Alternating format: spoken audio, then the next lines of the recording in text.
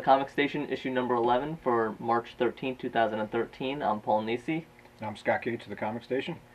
We're going over our new releases for the week. We have a few number ones and also some follow-ups on some previous ones we mentioned, as well as a review for St. Patrick's Day coming up, and a recommendation from Scott. Welcome to the new releases portion of Comic Station issue number 11. We're going to start off right off the bat actually with two, because they have to do with the same character, and a personal favorite of mine is Wolverine. We have Wolverine number 1 and the Ultimate Comics Wolverine, both from Marvel. Wolverine number 1 follows Logan. Very clean art, very beautiful. There's a really cool scene where Wolverine gets shot by a disintegration ray, and it's just really neat to see the skeleton and everything. It starts off, Wolverine is in the middle of a hostage situation where a father is holding hostages, and he's indiscriminately killing the hostages. His son is there as well. Basically, something develops where everything's not as it seems. Seemed like almost maybe an alien force is in there, and Wolverine is very focused on trying to save the little boy, whether or not the little boy deserves it. And just really nice, interesting. I thought the pacing was pretty good. Interesting so far. Okay, we'll see. At my last count, this was 4 individual titles for Wolverine now, and of course, plus Wolverine and the X-Men, plus all the other X-Men titles. So this is another. This was one of my biggest complaints about the X-Men before the new Marvel Now 52 started stuff. We'll see. He's a favorite, but hopefully they don't just use him as a set piece and holding it there. Hopefully it develops its own story. Like I said, so far so okay. I won't say it's great so far, but so far it's okay. The next one, Ultimate Comics Wolverine. This one actually, you do see Logan, but it's really more a story of his son, Jimmy Howlett. If people don't know, Wolverine's name is Logan Howlett. He fathered his son. Jimmy was not aware he was a mutant until he finds out, and it follows him. Basically, he is following up on a mystery that Logan started investigating. You get some flashbacks going back to Logan when he first discovered what was happening and everything moving forward. But again, this is another comic written by Cullen Bunn, and he does a really nice job writing it. The artwork is okay. I'm not going to say that it stands out in any way. So this is really more on the storyline. And it's interesting. I don't know how Jimmy's going to play into it. I am not personally familiar with Jimmy as a character, so it's interesting, although with the Wolverine title on it, centering on him, I wonder how much flashbacks they're going to do, and I hope they don't rely on the flashbacks too much. One of the good things about this title is it is an Ultimate title, separate from the normal Marvel Universe, which allows them to do a few other things that they may not be able to do, and you don't have to worry about continuity within the normal Marvel Universe, thank goodness. I will read it. I'm not a big fan of the Ultimate Universe, but I am a fan of Wolverine, so I will read this one. Yeah. So, as a fan, it's interesting to read it. I just don't know how long it's going to hold up with Jimmy as the main character. The next one we have is from Boom Comics. It is Aliens vs. Parker. Honestly, we picked this up because there wasn't too many number ones. I wanted to check this out.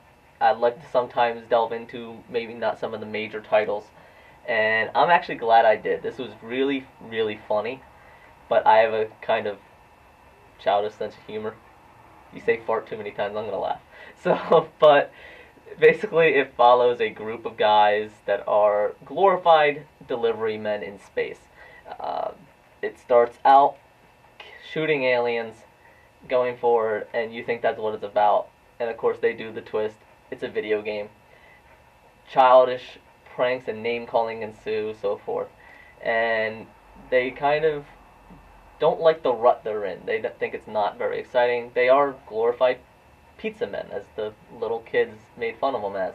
And they get their big chance where they get a classified mission and their ship gets commandeered by the United States Marine Corps, and they're going to investigate a mining station that has lost contact.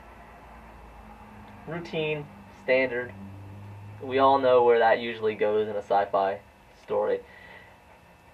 So I'm wondering where the action is going to go, but so far this entire thing was just start getting to the planet. And the Marines left them there. They had no intention of bringing them on the planet.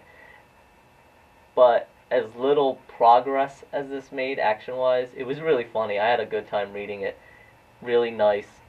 I liked it. The art style is nice and clean, and it's an interesting artwork.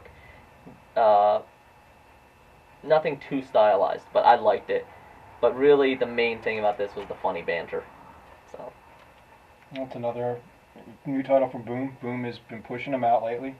Um, they do nice work. I'm not a huge fan of everything they do. I do read a couple of their things, but we'll see where it goes. Hopefully, it's another good seller for them. yeah, despite the cover possibly and the first few pages being very colorful and more cartoonish, this is not for kids. There is plenty of innuendo, plenty of name calling and so forth that will probably not be suitable for younger children. So, just a little heads up there. Alright. The last two are really more follow-ups. They're not number ones, but they are new releases. The first one is Katana number 2. Since we mentioned this in a previous comic station doing a full review, this is just a follow-up. Basically, the art and story are really nice. The artwork, again, manga inspired, very beautiful. The story, while it is written very well, it also hit a lot of snags as far as feeling a bit forced. The story just jumped over too many points, and it made some things seem too easy that shouldn't have been too easy, and it just snagged for me. The fight scenes were really nice, very fluid. They seem to have picked that up on the first issue. There was a mention in the review that one of the fight scenes seemed more like pictures than, well, more like static pictures than fluid pictures, and they seem to have fixed that. And of course, at the end, there is a mention of the JLA, and again, way too quick. She just agrees to the representative of the JLA. Just you have to read it to find out, but too quick, and they're losing it. I read the first one. It was okay. I will read this. I'm still curious as to why Katana got her own book, but we'll see how long it goes. I from a sales perspective, I don't see it going too long. They'll probably figure out a way to tie it up relatively quick, and just she'll be a part-time character in the JLA. What I see happening here is nothing's carrying it too far on its own. The introduction to the JLA happened in this issue. I really see it, as you said, she's going to start getting more side characters coming in and boosting her up a little bit, and then she's going to fold into the JLA. That's personally what I see happening, unless they can pull it around. Alright, and the next one, personal favorite, fan favorite, everyone that I've talked to about this has loved it. And again, Dark Horse Comics hits it with Star Wars number 3 right out of the park. As you can see from the cover, it centers around Han Solo. While the story inside doesn't really center around him too much, he does have his own sections again. And really it goes between Han and Luke and Leia.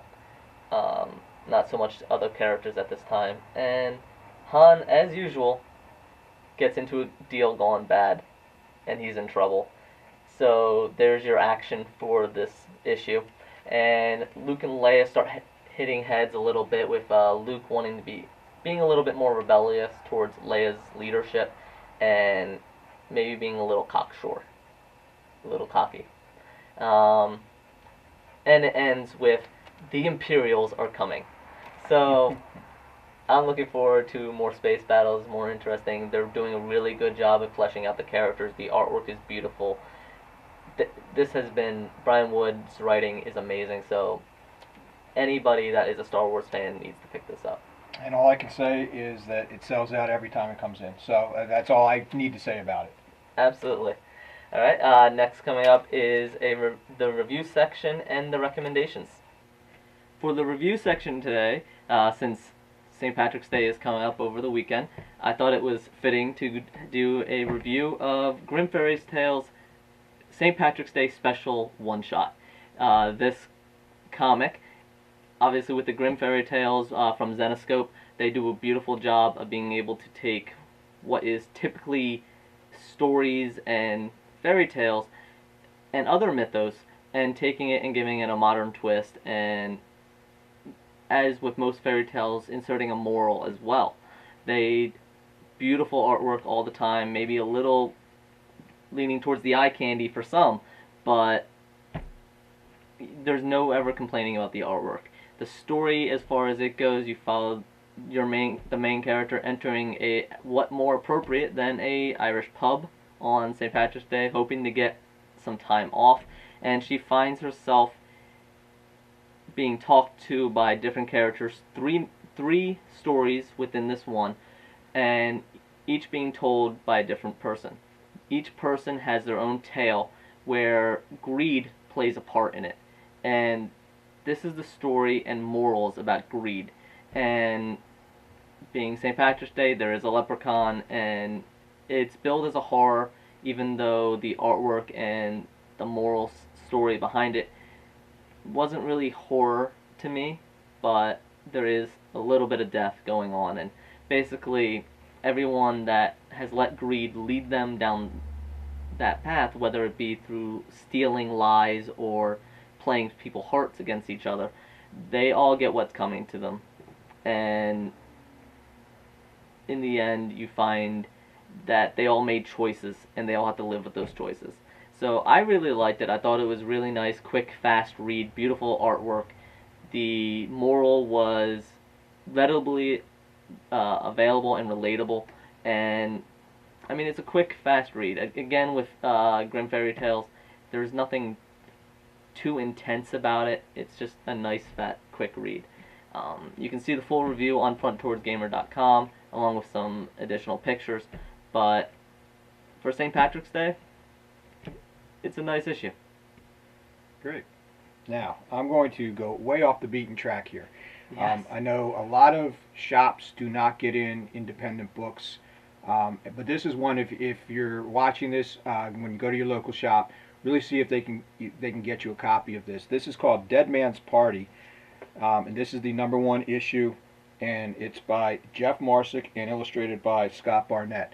Now, luckily for us, both of these gentlemen will be in our shop this upcoming Saturday, the March 16th, for a signing. I just read this, and I will say that the story is fantastic. It's about a hitman who is the best there is, and he gets conned into thinking he is dying by cancer. So he decides to go out as a hitman would in a dead man's party, meaning he hires other hitmen to kill him before he dies of cancer. But then there's a twist at the end, and that just takes it on. This is a 4-issue run. The interior is black and white, it's photorealistic. Scott Barnett does a phenomenal job with the artwork.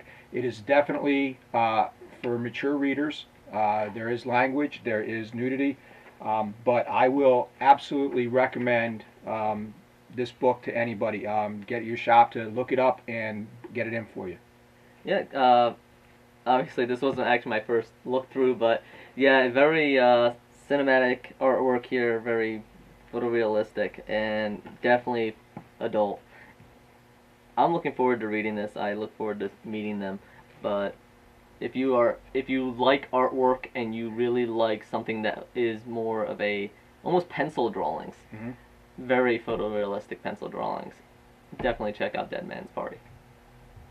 All right. This has been the Comic Station issue number 11 for March 13, 2013. Feel free to contact me on Twitter at PNEC. Please leave a comment, like the station or videos channels, and let us know if there's anything else you would like to see, any reviews that we missed. Would you like us to do a full review on some of these issues that we just highlight? Is there anything that we missed that you want us to go over? And please, any recommendations, always looking forward to constructive criticism. All right. Thank you very much, and we will see you next week. See you.